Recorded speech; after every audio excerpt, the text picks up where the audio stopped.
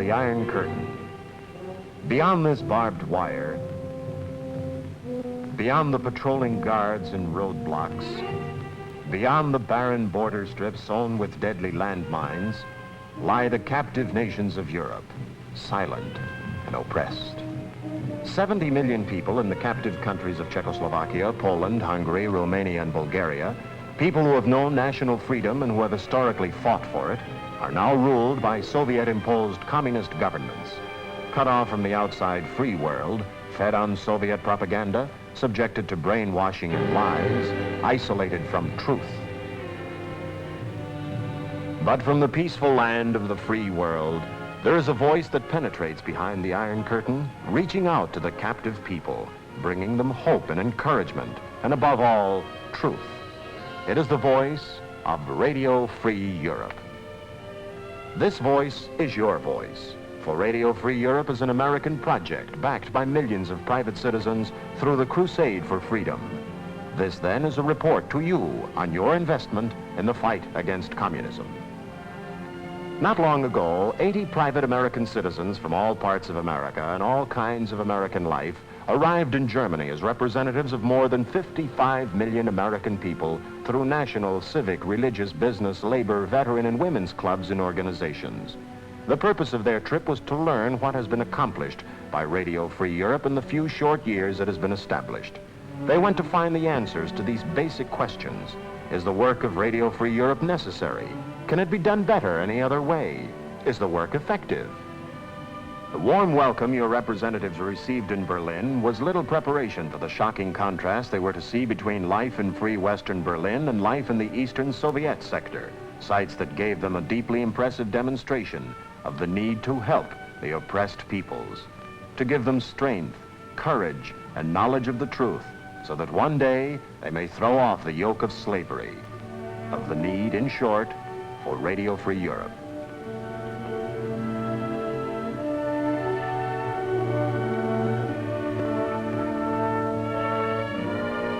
Since the headquarters of Radio Free Europe are in Munich, the visitors spent much of their time there. On their arrival, they were welcomed by R.J. Condon, European Director of Radio Free Europe. I should like to express to you, to the entire staff of RFE, our genuine pleasure to have you here with us for these next few days. We are all deeply conscious and appreciative of the work you do in this common effort, for it is a common effort in which each of us has his own special responsibilities. It is our hope that this visit will help you to see RFE in action, to see it at work, and to learn at first hand some of its effectiveness.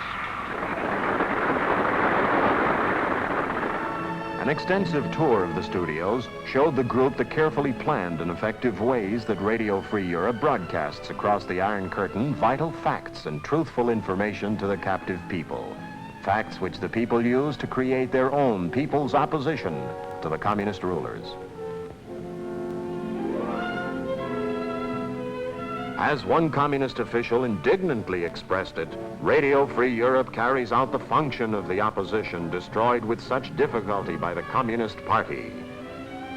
Through this Master Control Board come programs explaining the basic facts of life not only in the Western world, but in the captive countries themselves, emphasizing our precious right to argue and speak out, contrasted with the fear and silence which chokes the lives of those behind the Iron Curtain.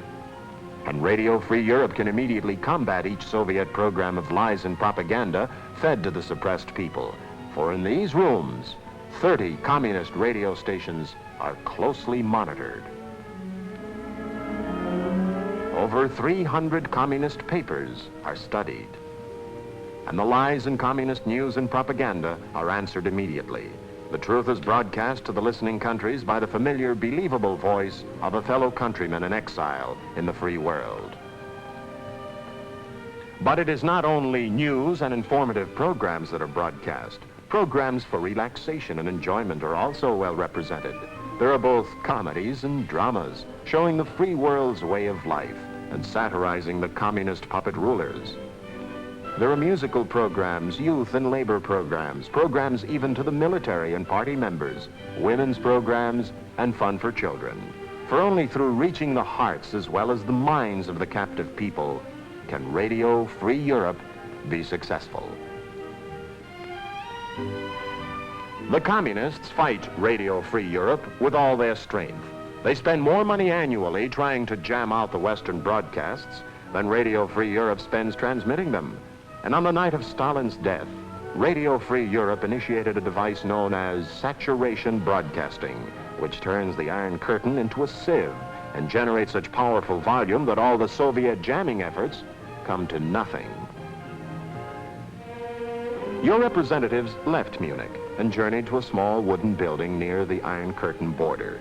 They were on their way to see Operation Focus, the Free Europe Committee's second full-scale political warfare campaign, combining the force of the spoken and the printed word. This too is sponsored by the Crusade for Freedom. Nearly 1,000 balloons, each carrying hundreds of leaflets setting forth the 12 demands of the national opposition movement, were to be sent aloft that day into Soviet-dominated Hungary. These balloons were borne eastward by the wind and hours later discharged the leaflets over Soviet-dominated villages, towns, and fields. Simultaneously, Radio Free Europe was doing round-the-clock saturation broadcasts, telling the captive people of their rights in the forthcoming local party elections. The leaflet called A Manifesto and 12 Demands set forth 12 people's rights, among which were homes, not barracks, end to industrial slavery, right of free speech and free assembly, freedom of worship and freedom of conscience. Members of the visiting group had this to say about the balloon launchings. This is one of the finest exhibits that I have ever seen. Today, there have been hundreds of balloons released to go behind the Iron Curtain to send messages to them that will give them hope of freedom someday. Thank you. Thank you. I'm very happy to be here today as a guest of Radio Free Europe. I represent 9 million Catholic women in the United States, and I hope that in releasing this balloon to the Iron Curtain countries, it will do some good. Thank you. I am releasing this balloon as a symbol of freedom to the oppressed behind the Iron Curtain, and with it goes the endorsement of 3 million men of the American Legion. And what did the communists have to say about it? They said nothing at first. Then after 15 days, the communist government presented a note of protest to the U.S. legation, accusing the United States of violating international law and repudiating its often expressed desire to ease international tension. And they said this in face of the fact that they sent up fighter planes to shoot down the balloons and attempted to set fire to the balloon launching buildings. Speaking at a party meeting, a communist leader spread the big lie, saying, "They do not care what they throw at us by way of foreign radio, what base slander is spread about us from airplanes and dirty leaflets from balloons." And what about the people themselves? What do the leaflets and broadcasts mean to them? Smuggled letters from behind the Iron Curtain, reports from escapees, told how police searched for hidden leaflets, blocked off areas over which balloons were sighted, and how, in spite of all police efforts, the people found, read, and listened to the message and took it to their hearts. Your representatives learned that it is through constant daily broadcasts, heightened by intensive operations like the balloon launchings, that individuals in captive areas gain the courage to carry on. A few of them escape and become workers in the free world's fight against communism, like Václav Ulik of Czechoslovakia, and the Freedom Tank, which he built secretly and alone, with whatever he could find to fasten it together, and which he rode through the curtain into the free world. Another recent example of the success of Radio Free Europe came from a trainload of 371 Greek refugees en route home from 6 years' imprisonment in Czechoslovakia. In their first words to the free world, they paid tribute to the hope and encouragement that they and the people had received from Radio Free Europe.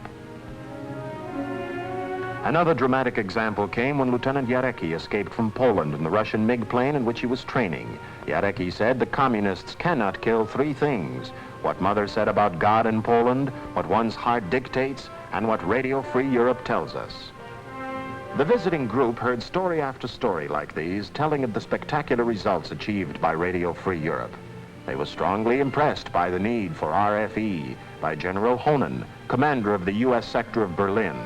They learned that more important than the single instances of escape are the steady broadcasts to the millions of captive people to build in them the hope of eventual self-liberation.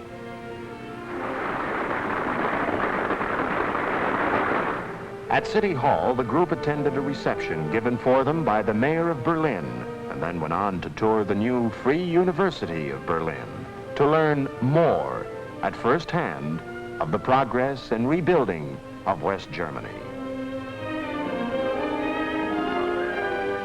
And they visited the famed Freedom Bell, installed by the Crusade for Freedom as a symbol of the Crusade's efforts to restore liberty to the oppressed.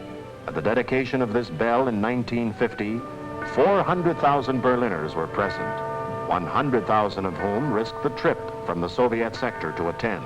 At the end of many Radio Free Europe programs, 4 notes of the bell are heard, with the words, "That was the Freedom Bell to remind you that this is Radio Free Europe."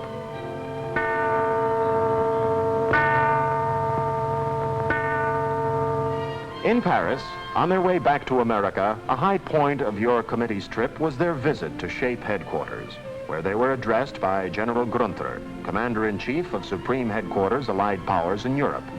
General Grunther expressed his strong belief that where we are lacking in armaments, we must be strong in psychological and political warfare, and that Radio Free Europe represents a strong right arm in this all-important and ever-active battle for men's minds. When General Grunther had given the visitors his thanks and wished them a pleasant trip home, there was not one member who did not echo the recent words of President Eisenhower from the White House. Every American who joins this crusade for freedom, for the support of Radio Free Europe, can be sure in his heart of these things. He is supporting the cause of peace throughout the world. He is helping arm the spirits of captive people with hope and courage. He is helping to keep Central and Eastern Europeans strong-hearted, nationally proud, determined to win their own way back to freedom. I urge every American to support this independent American enterprise dedicated to strengthening the will to freedom overseas. Dwight D. Eisenhower. As the final act of their journey, each member of the group signed a commemorative scroll with this message.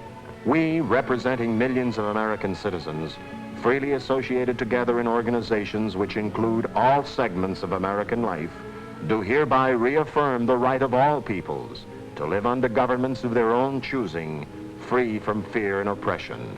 To that end, we will continue to support Radio Free Europe in its effective program of broadcasting truth to the enslaved millions behind the Iron Curtain, so that their opposition to communist tyranny may be strengthened and their determination to regain their freedom may be realized.